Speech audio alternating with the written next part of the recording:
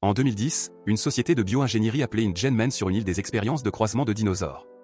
Un scientifique laisse tomber un papier de bonbon par terre, et celui-ci est aspiré par le sas de la porte. Cela provoque une panne du système et redémarre le contrôle des portes. Tout le monde se met à courir dans la panique, mais un scientifique retourne fermer la porte manuellement avant qu'un dinosaure ne puisse s'échapper. Un employé reste coincé à l'intérieur et supplie qu'on l'aide, mais son collègue refuse d'ouvrir la porte. Peu après, un énorme dinosaure l'attrape par derrière et l'emporte en le tuant. En 2027, les dinosaures existent depuis 32 ans. Cependant, le climat moderne de la Terre et les maladies en ont tué la plupart. L'enthousiasme initial s'est estompé et le public a perdu tout intérêt. Les dinosaures survivants vivent près de l'équateur, car c'est le dernier endroit de la planète qui ressemble à leur environnement préhistorique d'origine. Les humains n'ont pas le droit de s'y rendre. À New York, Martin est coincé dans un embouteillage à cause d'un apatosaurus qui bloque la rue. Pendant qu'il attend, la mercenaire Zora se glisse dans sa voiture pour discuter d'une mission importante. Les supérieurs de Martin, qui travaillent pour une société pharmaceutique, ont besoin de sang de dinosaures pour finaliser un traitement contre les maladies cardiaques. Zora devra donc pénétrer dans la zone interdite pour en obtenir. Elle refuse d'abord, mais change d'avis lorsque Martin lui promet une grosse somme d'argent. Le duo se rend ensuite au musée pour parler au docteur Henry, qui ferme l'exposition de dinosaures en raison d'un manque de visiteurs. C'est Henry qui a conseillé à l'entreprise d'utiliser l'ADN de dinosaures pour développer un médicament, et Martin veut qu'il participe à la mission pour prélever les échantillons tandis que Zora servira de garde du corps. Henry explique qu'il faut prélever le sang des plus grands dinosaures, car ce sont eux qui ont les muscles cardiaques les plus développés. Il choisit donc le titanosaure pour la terre, le mosasaure pour la mer et le quetzalcoatlus pour le ciel. Tous les échantillons doivent être prélevés sur des dinosaures vivants. Henry ne veut pas partir, mais Martin le convainc en lui rappelant qu'il pourra interagir avec de vrais dinosaures. Le lendemain, le trio prend l'avion pour le Suriname et retrouve Duncan, un vieil ami de Zora. Il s'était parlé au téléphone et il avait accepté d'aider, mais il veut maintenant se retirer en raison des dangers. Après une longue discussion, Martin le convainc d'accepter en lui offrant encore plus d'argent. Le groupe part à bord du bateau de Duncan, qui connaît les routes à emprunter pour éviter d'être repéré par le gouvernement. Ils consultent une carte de la zone et Henry leur montre ses fléchettes spéciales. Elles peuvent percer la peau épaisse des dinosaures si elles sont tirées à au moins 3 mètres de distance. Elles peuvent prélever l'échantillon par elles-mêmes et s'éjecter automatiquement, mais il n'y a qu'un seul tir possible par fléchette. Pendant ce temps, Reban emmène ses filles Isabella et Teresa, ainsi que le petit ami de cette dernière, Xavier, pour une sortie en voilier sur l'océan. Sur l'eau, quelque chose apparaît et nage à proximité. Au début, ils pensent qu'il s'agit de dauphins, mais les nageoires sont différentes. Soudain, la créature mystérieuse heurte le bateau et s'éloigne rapidement. Reban descend pour vérifier et est soulagé de constater qu'il n'y a aucun dégât. À ce moment-là, la créature réapparaît, révélant qu'il s'agit d'un énorme mosasaure. Cette fois, il manque de peu de retourner le bateau, puis s'éloigne. Malheureusement, le navire se redresse à peine avant de finir par chavirer, et la famille saute à l'eau pour éviter d'être écrasée. Xavier est encore à l'intérieur et l'eau l'empêche d'ouvrir la porte. Pendant que les filles remontent à bord, Reban lui dit de prendre la radio dans le sac de secours. Une fois le sac trouvé, Xavier donne des coups de pied dans la porte jusqu'à réussir à l'ouvrir et à sortir à la nage. Le bateau se retourne complètement et Reban grimpe également dessus. Mais Xavier se retrouve sous l'eau et voit le mosasaure passer près de lui.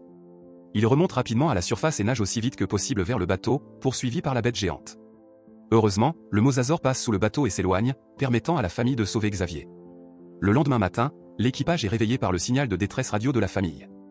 Martin et le chef de la sécurité, Bobby, veulent l'ignorer, mais Zora pense qu'il faut les aider. Duncan est d'accord et ordonne à son équipage de changer de cap. Quelques minutes plus tard, Reban voit arriver le bateau et tire une fusée éclairante pour indiquer leur position. Après avoir secouru la famille, Zora s'interroge sur la raison pour laquelle un mosasaure attaquerait un bateau au hasard, et Henry émet l'hypothèse que le dinosaure l'a pris pour un concurrent. La famille veut savoir pourquoi l'équipe recherche cette créature, mais elle n'obtient aucune réponse.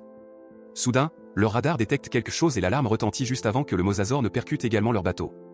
Après que le dinosaure a bondi hors de l'eau, Zora se met en position et Henry l'attache au pont. Duncan fait avancer le bateau aussi vite que possible et Zora se prépare à tirer, mais le mosasaure effectue un autre saut et la fléchette tombe à l'eau. La bête se rapproche, alors Duncan doit commencer à tourner le bateau pour éviter une collision. Henry apporte une autre fléchette à Zora, mais le dinosaure heurte le bateau et la fait tomber. Zora s'agrippe avec ses jambes et Henry l'aide à se relever. Elle peut maintenant tirer, et cette fois la fléchette se plante dans le corps de la créature. Elle prélève rapidement l'échantillon de sang et, une fois la fiole remplie, elle s'éjecte. Elle dispose même d'un petit parachute, ce qui lui permet de tomber assez lentement pour que Henry puisse l'attraper. Alors que l'équipage se réjouit, Zora et Henry placent la fiole dans une mallette réfrigérée.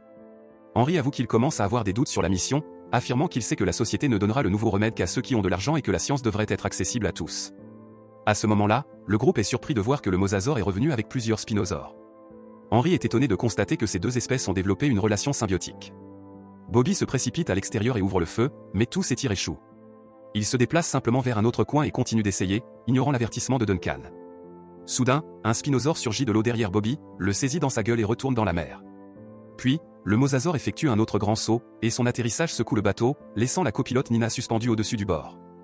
Isabella glisse du toit et manque de tomber par-dessus la rambarde, alors Reban se précipite pour lui attraper la main, se blessant à la jambe dans l'opération.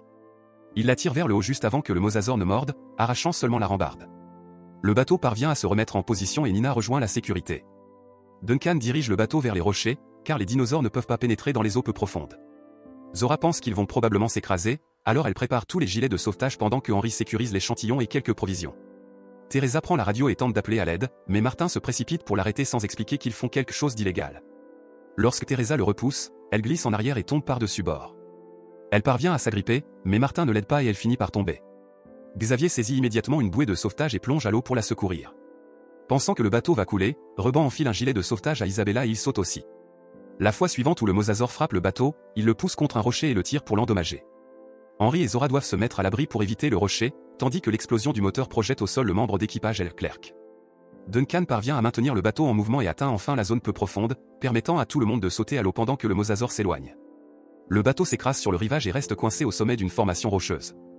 L'équipe nage jusqu'au rivage avec les sacs de provisions. Malheureusement, alors que Na s'apprête à en saisir un spinosaure la surprend par derrière et la saisit dans sa gueule. Les autres ne peuvent que regarder tandis que son corps est emporté.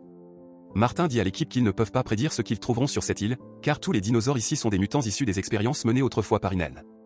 Zora coupe la clôture autour de la jungle pour qu'ils puissent commencer à explorer. Elle révèle aussi qu'elle a organisé l'arrivée d'un hélicoptère de secours s'ils ne donnent pas de nouvelles dans les 24 heures. Il ne restera que 2 minutes au coucher du soleil, donc ils doivent terminer avant. Après avoir marché un moment, l'équipe est contrainte d'entrer dans un marais pour continuer à avancer. Zora demande à Martin au sujet de la chute de Teresa, mais Martin fait semblant de ne rien avoir vu. Elle sent à plusieurs reprises quelque chose frôler sa jambe, mais ce n'est que lorsqu'ils atteignent la rive qu'une énorme anguille jaillit et les effraie. Heureusement, elle s'en va sans attaquer. Le voyage continue, et Martin s'arrête à la rivière pour boire de l'eau, mais il découvre des plaques militaires. Lorsque du sang commence à couler sur sa main, il lève les yeux et aperçoit l'épave d'un vieil hélicoptère au sommet d'un arbre. Le pilote mort tient une arme à feu, alors Martin utilise un bâton pour la faire tomber et la prend pour lui sans rien dire à personne. Pendant ce temps, Xavier retrouve Teresa. Bientôt, Reban et Isabella les rejoignent, et ensemble, ils nagent jusqu'à trouver une caverne qui les mène à l'île. Ils admirent la magnifique vue et découvrent des tuyaux laissés par les laboratoires Hénan. Reban se souvient que l'équipe avait mentionné des bâtiments dans la zone, alors ils suivent les tuyaux pour les retrouver. Quelques instants plus tard, Isabella regarde derrière une plante et a la surprise de découvrir un très petit aqualo. Reban dit que ce n'est pas dangereux car c'est un herbivore, mais Teresa le fait fuir malgré tout. Xavier tente d'abattre une plante et un dinosaure rugit à proximité, ce qui les oblige à prendre la direction opposée. La nuit tombée, le groupe s'arrête pour se reposer près du feu. Après que Xavier est parti s'isoler, l'aqualo s'approche et réveille Isabella. Elle décide de lui donner à manger, ce qui pousse l'animal à s'endormir à côté d'elle. Pendant que Xavier urine, il n'entend pas de vélociraptor s'approcher par derrière avant qu'il ne soit attaqué par un mutadon. Xavier reste parfaitement immobile pendant que les bêtes se battent, allant même jusqu'à retenir son urine. Une fois les dinosaures partis, il se détend enfin. Au matin, l'équipe de Zora arrive dans une vallée où elle suit des bruits jusqu'à trouver un groupe de titanosaures. 2 d'entre eux sont en train de s'accoupler, ce qui pousse Henry à penser qu'ils sont distraits, ils s'approchent alors suffisamment pour toucher la patte d'un dinosaure, ému aux larmes. Tout est calme parmi les herbivores, si bien que Zora peut facilement tirer sa fléchette et obtenir l'échantillon. Du côté de la famille, la progression est lente à cause de la jambe de Reban. L'aqualo continue de les suivre, alors Isabella le baptise Dolores et le met dans son sac, affirmant qu'elle le ramènera chez elle comme animal de compagnie.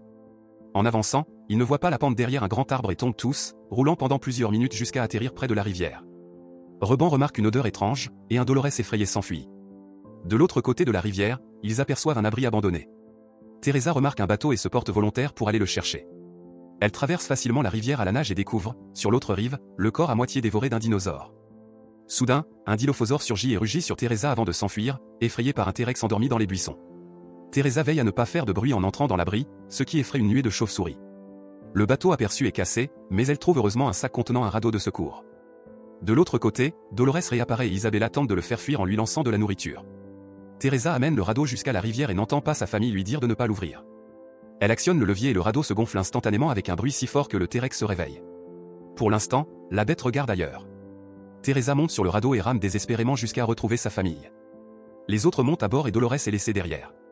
À ce moment-là, le T-Rex les aperçoit enfin et se lance à leur poursuite. La famille rame aussi vite que possible, stupéfaite de voir le T-Rex plonger sous l'eau pour aller plus vite. La créature réapparaît bientôt devant eux, renversant le radeau et projetant le groupe dans l'eau. Cette partie de la rivière a de forts courants qui emportent Reban assez vite pour lui permettre d'esquiver toutes les attaques du T-Rex. Il nage vers des rochers et s'y cache avec Teresa et Xavier, mais Isabella manque à l'appel. ses cris indiquent qu'elle se cache sous le radeau, que le T-Rex tente maintenant de mordre. Ses dents ne peuvent pas percer le plastique, alors il le soulève et le secoue, cherchant sa proie. Heureusement, Isabella parvient à s'échapper avant que le radeau ne soit soulevé et court retrouver sa famille. Le T-Rex se lance à sa poursuite, mais le groupe se cache derrière des rochers dont l'espace est trop étroit pour que le dinosaure passe. Il abandonne et s'éloigne, tandis que le courant ramène le radeau vers la famille. Après de longues heures d'escalade, l'équipe de Zora atteint le sommet d'une falaise. Le Quetzalcoatlus est un carnivore volant trop dangereux pour s'en approcher, il décide donc de prélever l'échantillon sur un œuf. Leclerc a de l'expérience en rappel et descend facilement jusqu'au nid, mais Henry doit d'abord rassembler son courage. Zora le suit bientôt et le taquine lorsqu'il s'agrippe au rocher par peur. En haut, Duncan sécurise les cordes quand il aperçoit un petit dinosaure passer. En y regardant de plus près, il découvre que la créature est entrée dans un temple ancien. Soudain, la corde d'Henry glisse et il commence à tomber, mais Duncan la rattrape et le sauve à temps. Le trio continue sa descente jusqu'à atteindre une grotte, choqué de constater qu'elle fait aussi partie du temple. Un grand nid se trouve au centre et Henry commence à prélever l'échantillon sans blesser le petit. En attendant, Zora lui demande ce qu'il ferait des échantillons. Il explique vouloir que le remède soit en libre accès afin que tout le monde puisse le produire et sauver des millions de vies. Sur le flanc de la falaise, Leclerc sécurise les cordes et voit la mère Quetzalcoatlus revenir au nid. Il crie pour avertir les autres, qui courent se cacher derrière des colonnes juste avant que le dinosaure n'attaque. Henry se retrouve rapidement acculé, alors Zora crie aussi pour détourner l'attention de la bête pendant qu'Henry tente de récupérer l'échantillon. Malheureusement, le Quetzalcoatlus donne un coup de patte et la fiole reste coincée sous lui. Puis Leclerc lance un outil sur la tête de la créature, la forçant à bouger. Il appelle à l'aide, et Duncan et Martin commencent à tirer sur les cordes pour le remonter. Le dinosaure se lance à sa poursuite, ce qui permet à Henry de saisir la fiole. Cependant, la créature tire aussi accidentellement sur sa corde, et Henry glisse hors du temple jusqu'à se retrouver suspendu au-dessus de la falaise. Zora est entraînée elle aussi, mais elle utilise ses jambes pour bloquer la glissade au bord et maintient la corde afin qu'Henry puisse remonter. Dans la lutte, la fiole glisse et tombe sur un rebord plus bas. Ignorant les avertissements de Zora sur le risque de rupture de la corde, Henry commence à se balancer jusqu'à ce qu'il parvienne enfin à récupérer la fiole. En haut de la falaise, Duncan et Martin tirent toujours, mais sont stupéfaits de voir le Quetzalcoatlus apparaître avec le corps de Leclerc dans la gueule. Après avoir avalé leur ami tout entier, la bête se met à les poursuivre et se déplace rapidement pour leur bloquer le passage. Martin et Duncan, la valise d'échantillons en main, se précipitent vers le bas pour se cacher dans le temple. À ce moment, la corde casse et Henry tombe dans la rivière. Il nage jusqu'à la rive et aperçoit Duncan et Martin sortir d'un passage secret du temple, tandis que Zora descend simplement avec les cordes. L'échantillon atterrit près d'Henry sans se briser grâce à son parachute. Ils peuvent enfin rentrer chez eux. Le soir, la famille quitte le radeau en apercevant enfin les bâtiments des nains. Ils appellent à l'aide, et l'équipe de Zora suit leur voie pour que les deux groupes se réunissent enfin. Teresa raconte immédiatement ce que Martin a fait, mais celui-ci sort son arme pour tenir tout le monde à distance en affirmant que la jeune fille ment. Il prend alors la valise contenant les échantillons et la menotte à son poignet. Isabella entend un bruit étrange, et Henry comprend qu'il s'agit du générateur, qui doit être sur minuterie. Après le rugissement d'un dinosaure, les lumières s'allument et même de la musique se met à jouer dans la station-service. Soudain, deux mutadons surgissent et se mettent à poursuivre le groupe. Les humains se mettent immédiatement à courir et le groupe se sépare. La famille se retrouve à l'intérieur de la station, où Reban et Xavier maintiennent la porte fermée pendant qu'un mutadon la martèle. Il pousse une étagère contre la porte avant de continuer à avancer. Mais Isabella revient sur ses pas en retrouvant Dolores. À ce moment-là, le mutadon ouvre un trou dans le plafond et fait irruption dans la station. Isabella prend Dolores et se cache dans le réfrigérateur. Le dinosaure s'approche et rugit en direction du frigo. Le reste de la famille lance alors des objets pour le distraire. Isabella profite de l'occasion pour sortir et avance prudemment afin de rejoindre les siens. Pendant qu'il se cache derrière les rayons, Reban suit le bruit de l'eau et trouve une trappe. Quand le mutadon arrive à leur emplacement, la famille a déjà disparu dans un tunnel. L'autre mutadon poursuit Henry et Duncan, qui se précipitent dans un laboratoire. Il referme la porte et la verrouille pour empêcher la créature d'entrer. Henry réalise que c'est ici que toutes les expériences de croisement et de mutation ont eu lieu. Il y a même un spécimen dans une capsule. Duncan étudie la carte et découvre qu'un réseau de tunnels passe sous toute l'île, menant à un bateau amarré au dock. Le premier mutadon attaque Zora dehors, et elle court assez vite pour se réfugier sous une jeep avec Martin. Ce dernier tire sur le dinosaure, mais manque toutes ses balles. La créature s'approche et capture Martin, le projetant au-dessus du véhicule. Martin s'accroche à la valise et laisse tomber son arme, que Zora récupère. À ce moment-là, l'hélicoptère de secours arrive, mais son équipage ne voit personne. Martin monte dans la jeep et démarre, tandis que Zora va se cacher. Le mutadon tente de l'arrêter, mais le véhicule le repousse et continue sa route. La bête entend alors les voix de la famille dans les tunnels, enlève une grille d'égout et commence à descendre. Zora voit cela et le suit. Pendant ce temps, l'hélicoptère se prépare à repartir. Henry et Duncan quittent le labo par un tunnel, et Henry tire une fusée éclairante pour attirer l'attention de l'appareil. L'hélicoptère fait demi-tour, mais au moment d'atterrir, un T-Rex mutant appelé Distorti-Rex surgit, le mord et le projette au sol, provoquant une énorme explosion. Duncan entend alors les voix de la famille et retire une grille d'égout pour que lui et Henry puissent les rejoindre. Soudain, Zora apparaît et ouvre le feu juste à temps pour abattre le mutadon qui surgit à l'autre bout du tunnel, le tuant rapidement. Duncan guide ensuite le groupe dans les tunnels jusqu'au dock. Mais la sortie est bloquée par une grille.